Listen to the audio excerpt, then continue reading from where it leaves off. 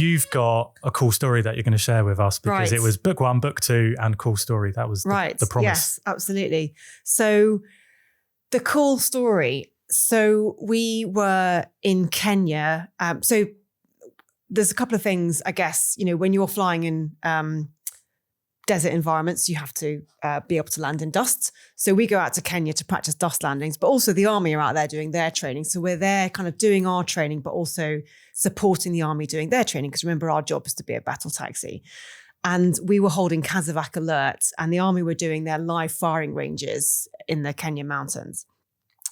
And we got a call to say, right, there's been a casualty. The light was just starting to go, and the weather was just starting to move in, and they've got a call to say there's a casualty and he's been bitten by a black mamba.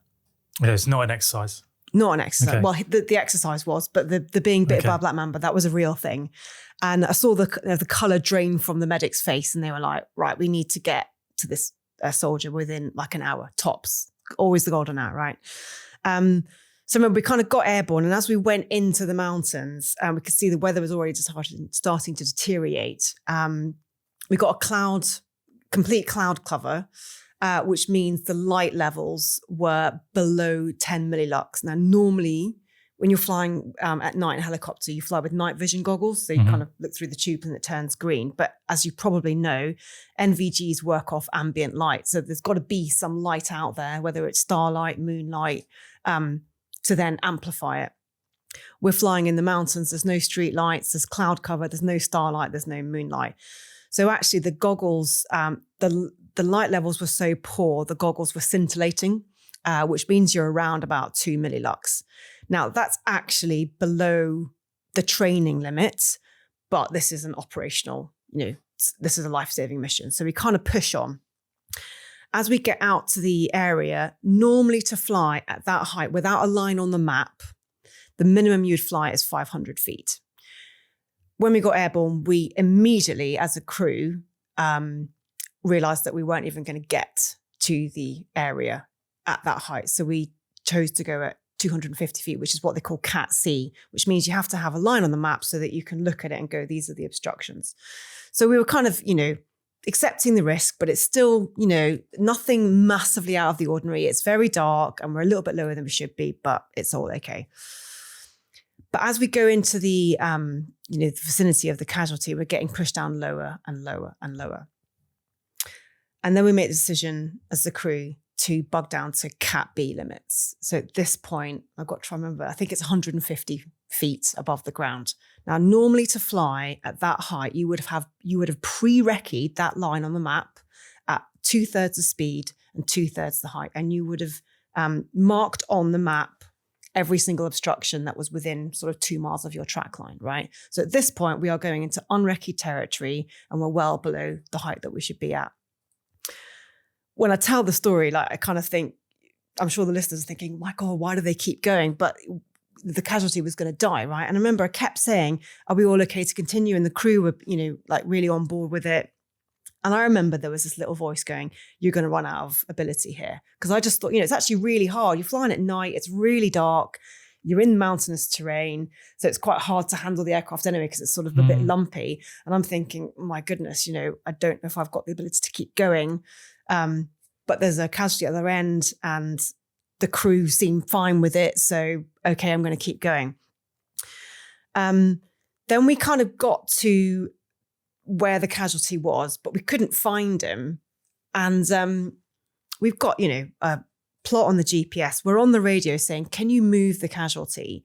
Because the other thing that's happening is we're getting pushed down by the cloud base and the ground's coming up to meet us because he's on the side of this mountain. So we're radioing saying, can you move the casualty down the side of the hill?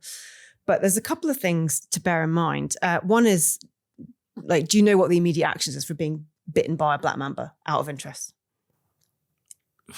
Get an antidote as quickly. Yeah. Get Sarah Furness to try to fly. I don't.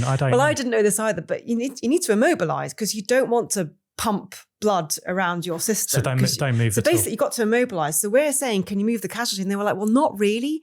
But the problem is that the ground's coming up to meet us, and so is the cloud. And the thing about rotor blades is they tend to, the helicopter tends to suck the cloud base down because of the low pressure that's happening. Sort of, so actually we're lowering the cloud base and the ground's coming to meet us. So we're basically being letterboxed, and it's getting more and more uncomfortable. And we keep sort of bugging down the radar so that, the low height warning is going to go off so we can try. And at this point, we're hover taxiing across the side of the mountain to try and get to this casualty. And I remember, we got to, I don't know, about 0.01 of the GPS. So we think the casualty must be there if he's still where we thought he was. And at that point, the low height alarm went off, and we bugged right down to the minimum, below what we should have really. At that point, I knew I was about to hit the ground. So at this point, when you're flying in mountainous terrain, you've got a valley below you. So you dive into the valley below you. So this is what we did. Now, this is probably the point where we should have turned around. In fact, we probably should have turned around way before then. But my crew kind of kept saying, well, yeah, I'm kind of okay to continue. And I'm still thinking, I really don't think I've got the ability to fly in these conditions. And also, the other thing to keep in mind is, so normally, because it's mountainous terrain, but it's also dusty, you're supposed to fly a level approach along the side of the mountain. And then you kind of land when you're 20 feet above the hill, when you've got above your casualty. But it was so dark, I couldn't actually see the mountain that was right outside the cockpit window.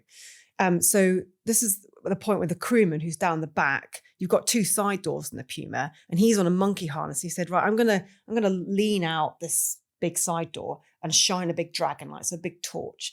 And then I kind of tilted my tail into the side of the hill, and we crabbed down the side of the hill so I could fly down this beam, right? So normally you don't do this kind of approach. And we're kind of hover taxiing. So basically at this point, we've broken so many sort of standard operating procedures / probably a couple of rules. The casualty is going to die. But at this point, I kind of realized I'm probably going to kill everyone on the aircraft. We went around 2 or 3 times trying to get to this guy. And every time, we're kind of getting the low height warning, which, means we are way closer to the ground than we're supposed to be. So eventually I kind of said, we're going to have to go home because I am going to fly us into the hill. It's a miracle we haven't actually done this yet. So we flew home and we left the soldier on the side of the hill. And we left them to die, basically, because it was him or us. So we flew home. And when we got back, I remember we debriefed and we were all just as white as a sheet. And, everybody was shaking like this. And I remember kind of saying, I'm really sorry, but we had to turn around. And they were like, we couldn't believe it took you that long to turn back. To make that call. And I was like, really? And I said, but I was like terrified. And they said, no, we were terrified too. And I said, but why? You seem so calm. And the reason, because you were calm, that sort of reassured me. And they were like, but because you were so calm, that reassured me. And so we were all kind of just lulling ourselves into feeling calmer than we were. And taking way more risks than was sensible, really. And then, so we kind of, I guess laughed it off that we were, and I don't know, relieved that we were still alive. And then I remember about 4 hours later, this army colonel walked into the tent, and we all sort of look at him because we were like waiting to hear that we were going to have to move a body. And he went, "Oh, are you still here?" And we went, "Yeah." And they went, "Oh, it wasn't a black mamba bite. It was a spider bite. He's fine. He's going to move by road tomorrow." We were like, oh my goodness. Wow. But yeah, I think, it kind of taught me a few things. Like, it's so hard when you think you're leaving someone to die. Like, that is a really, really terrifying call to make. But I also put me and the crew at so much more risk than was sensible. And, just that kind of, that pressonitis, you hear about it, but actually, it is amazing what you will do when you think you're going to have to leave someone to die. And also, I think that kind of group think, in some ways it's a really amazing, powerful thing that you can all G each other on to do very terrifying things if it's for the right reasons, but also something to keep in mind that you can also G each other on to take more risks than is actually necessary. And in the cold light of day, you think that was a that was a silly amount of risk to take. How many of you were on board? So there were 4 of us, so 3 crew and a medic. So 4 for, so, you know, if you're making an assessment in an office, in a corporate environment, you're not going to risk 4 for 1 ever. Yeah. But this just highlights our military personnel, doesn't it? And what you're prepared to do. And yeah. I think examples of this are Saving Private Ryan. I'm watching a lot of Toy Story as well. There's a clip, you know, where the green soldier gets trodden on at this. I'm sorry, I'm watching it because of my toddler. I'm not. Yeah, You know, that kind of 2 and 2 together. But you know, you never leave a soldier behind, and it's that kind of mindset that you are willing to press on, regardless of what could happen to you, to save one of your own. Absolutely, and I think, you know, it's a real testament to the crew. I think also, though, perhaps, you know, something that's worth exploring is what is real courage in that scenario, because actually the far scarier decision for me to make was to turn around and, you know, and to face, have